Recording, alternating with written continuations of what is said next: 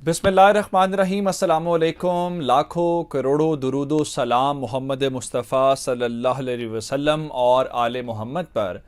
मैं हूँ उमर दराज गोंदल और आप मेरा यूट्यूब चैनल देख रहे हैं।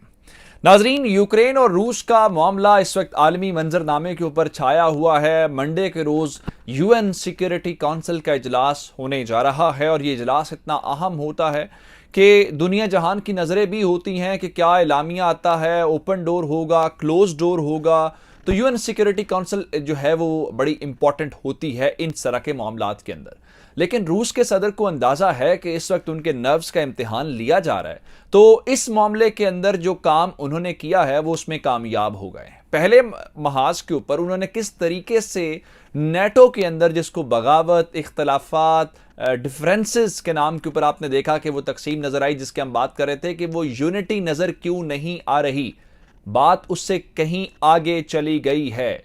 वो जिनके नाम के ऊपर जंग लड़ने की बात की जा रही थी, यूक्रेन के सदर ने किस तरह से जो बाइडन के साथ हाथ किया है, और जो बाइडन अब उस शर्मिंदगी से बचने के लिए, उस खिफ़त से बचने के लिए दोबारा जो है वो कह रहे हैं जी फौजें भी भेज रहे हैं, हम ये कर रहे हैं, हम वो कर रहे हैं। और इस सारी सूरत हाल को लेके रूसी सदर व्लादिमीर पुतिन पहली बार बोले हैं। इस वक्त तक उनके वजीर खारजा बोल रहे थे या प्रेस रिलीजेस आ रही थी, लेकिन ये पहला मौका है कि उन्होंने गुफ्तगू की है और इस गुफ्तगू के दौरान उन्होंने बता दिया है कि उनका मुल्क करने क्या वाला है। क्योंकि जो बाइडन तो कह चुके हैं कि फरवरी के महीने के अंदर जो है वो यूक्रेन के ऊपर हमला कर देंगे, तो रूस के सदर का भी ये जानना बहुत ज़रूरी है कि वो वाकईतन हमला करने वाले हैं, क्या फरवरी के अंदर करने वाले हैं, क्या फौजों को हुक्म दे दिया है। ये बड़ी अहम बातें हैं जो मैं इस वीडियो के अंदर करने वाला हूँ। लेकिन अगर आपने अभी तक चैनल सब्सक्राइब नहीं किया और आप चाहते हैं कि आपको मुस्तनद और बरवक्त खबरें मिलती रहें, तो हमारा चैनल सब्सक्राइब कर लीजिए, बेल आइकन के ऊपर क्लिक कर लीजिए ताकि हमारी आइंदा आने वाली वीडियोस बर वक्त आप तक पहुंच रहे। मैं इसलिए कह रहा था कि यूक्रेन और रूस के मामले के ऊपर इस वक्त बड़ा मोड़ क्यों आया।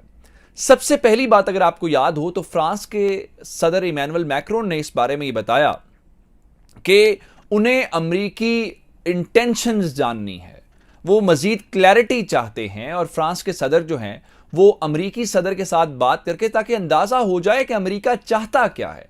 वो जंग खुद लड़ना चाहता है, ये उसकी ख्वाहिश है, या रूस जंग लड़ना चाहता है और उसका वो जवाब देना चाहता है। और फ्रांस के बाद दूसरा मुल्क जर्मनी था। जर्मनी ने भी यही काम किया कि लड़ना नहीं है, क्योंकि वो कह रहे हैं हमारी गैस सप्लाई जो है वो मुतासिर होगी, हमारी एनर्जी सप्लाई मुतासिर होगी। तो वो भी डिप्लोमेटिक वेज की बात कर रहे थे। और जब उनसे यूक्रेन ने असलिया मांगा तो असलिया नहीं देंगे, हेलमेट चाहिए 5,000 देंगे। फिर उसके ऊपर मजाक भी बना, कहा ठीक है आप बाद में सराहने दे दीजिएगा, अभी आप नहीं देना चाहते तो इस मामले में 2-3 डेवलपमेंट्स हुई हैं जो सबसे इंपॉर्टेंट है। पहली बात, जर्मनी जिसने नेटो से हट के बात की, जो जिस यूनिटी की बात कर रहे थे, तो जर्मनी के वजीर खारजा के साथ रूस के वजीर खारजा ने बात की।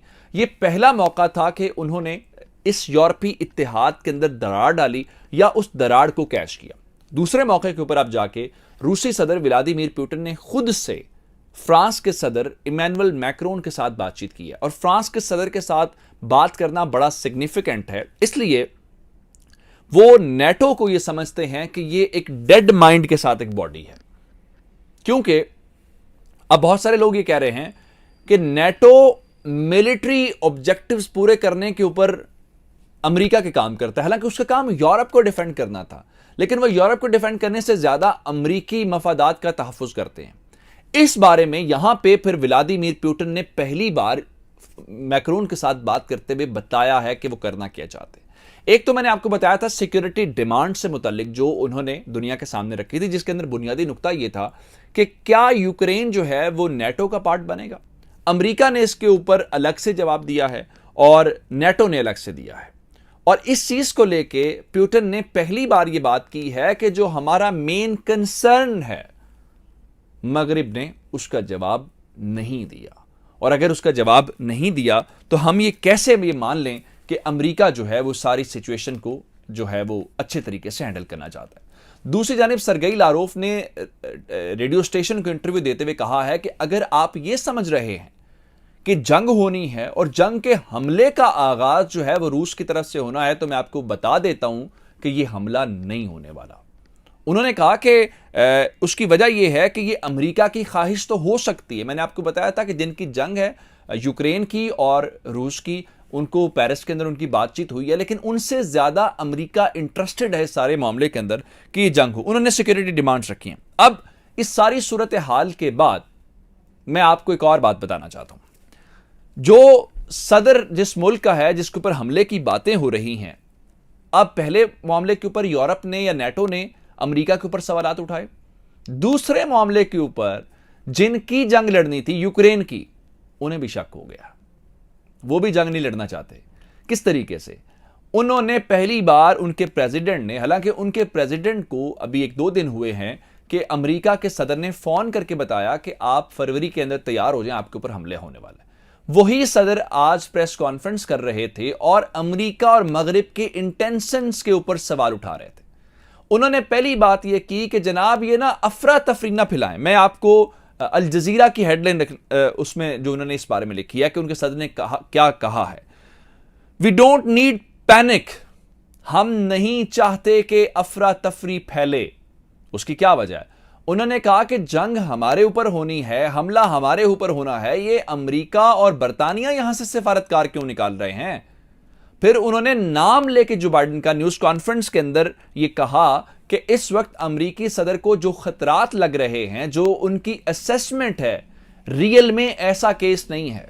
तो यूक्रेन के सदर खुद मुकर गए हैं उस सारी चीज को लेके जो अमेरिका कह रहा है। हालांकि उस सिक्योरिटी डिमांड के जवाब में जो अमेरिका ने जवाब दिया था रशिया को, उस पे यूक्रेनी सदर ने कहा था जो अमेरिका ने कहा है वो हमें कबूल है।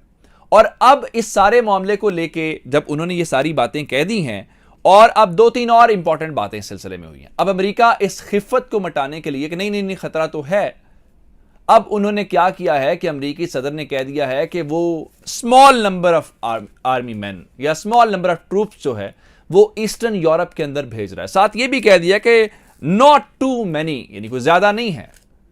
और उनकी फौज के सरबराह कह रहे हैं कि बड़ा हॉरिफिक होगा अगर इन्होंने हमला कर दिया, जबकि वजीर दिफा कर रहे हैं कि अब भी डिप्लोमेसी का जो रूम है वो मौजूद है।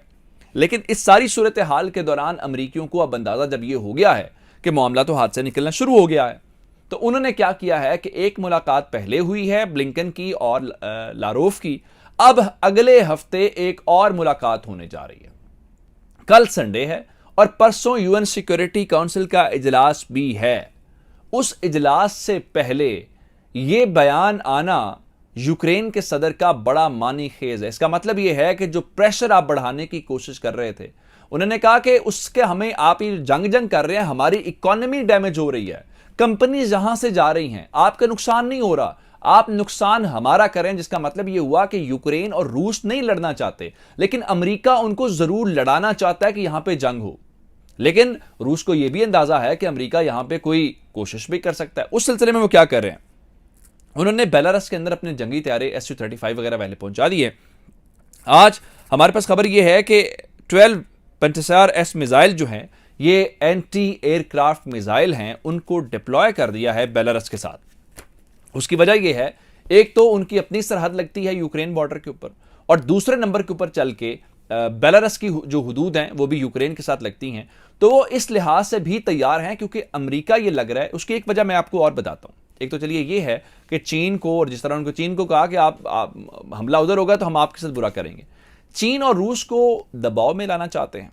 दूसरी वजह यह है कि अमेरिकी सदर की जो अगली टर्म है वो कैसे जीतेंगे। वो अमेरिका में कहा यह जाता है कि आपने अगर पहला टेन्योर कंप्लीट करके दूसरी बार सदर बनना है तो उसका मतलब यह जंग होनी चाहिए। जंग नहीं होगी तो आप हार जाएंगे। दुनिया में अमेरिकी जंगें खत्म करने का जिसने नाम लिया वो ट्रंप था। ट्रंप इलेक्शन हार गया। अब ट्रंप दोबारा से इलेक्शन लड़ने की तरफ आ रहा है, तो उससे पहले जो बाइडेन की कोशिश ये है कि वो एक ऐसा माहौल बनाएं, एक ऐसी चीज करें जिसके अंदर कोई ना कोई जंगी चीज उनके पास हो जिसको वो बेच सकें। तो मेरा ख्याल ये है कि यहां पे आके उनकी कोशिश ये है कि यूक्रेन वाला मामला ठीक है। उसकी वजह यह है कि अमेरिका जंग तो लड़ेगा, लेकिन अमेरिका बराह रास्त जंग लड़ने की बजाय होगा क्या कि उसके अंदर हमें नेटो और यूरोप के पैसे भी लगेंगे, यूरोप की फौज भी लड़ेगी, यूरोप के रिसोर्सेज भी लड़ेंगे उनके बॉर्डर के ऊपर, और उनके रशिया को सबक भी मिल जाएगा। अमेरिका का तो उसमें मुनाफा ही मुनाफा है, अमेरिका का तो कोई घाटा नहीं है। और एंड पे क्या होगा कि जो बाइडेन साहब इसी चीज़ को अपने वोटर्स के सामने बेचेंगे कि देखिए बड़ा थ्रेट है, मैं दुनिया के अंदर बड़ी कैंपेन कर रहा हूं, तो इसलिए मुझे वोट दिया जाए। तो इसी बुनियाद के ऊपर यूक्रेन के सदर को भी अंदाजा हो गया, और रशिया तो पहले ही कह रहे हैं हम हमला नहीं कर रहे, गो के वो जो उनके कंसर्न है वो सवाल से वो कह रहे हैं दूर करेंगे। तो अब थोड़ा सा सेटबैक हो गया अमेरिकी सदर के लिए।